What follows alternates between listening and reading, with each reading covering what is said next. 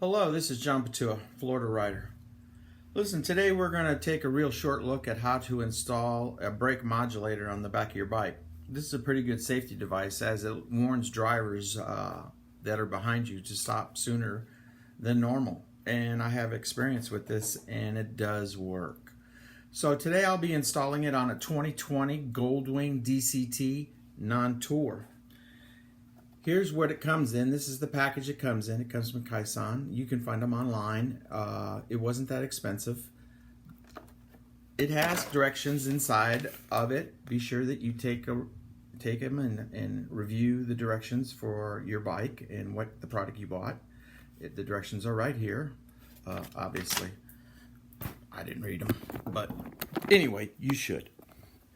So here's my 2020. And as you can see, here's the area where you're going to be installing the modulators. This is underneath the seat. So I'm going to assume you know how to remove your seat.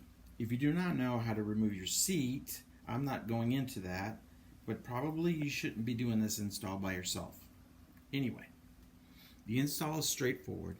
These two plugs reside in the exact locations that you see them in.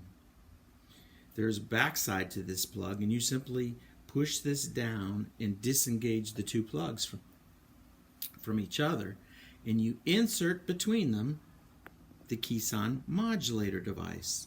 It goes on both sides. I need to tuck this down a little bit better, obviously, and you simply install it between the two plugs. That's all you have to do. There's no wiring, there's no soldering, there's no tape. Well, there may be some double back tape right there. So I'll turn the bike on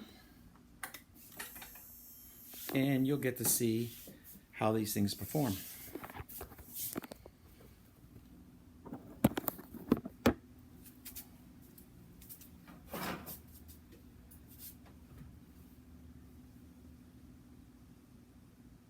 I'm leaving them on until they go solid. Here's another time. And a third time. As you can see, the pattern changes. I don't know if that was intentional or not, but I kind of like it because it gets other drivers' attention. Anyway, that's all I have today. It was fairly easy. It took more time to remove the seat than it does to install the mod. All right, this is Florida Rider out.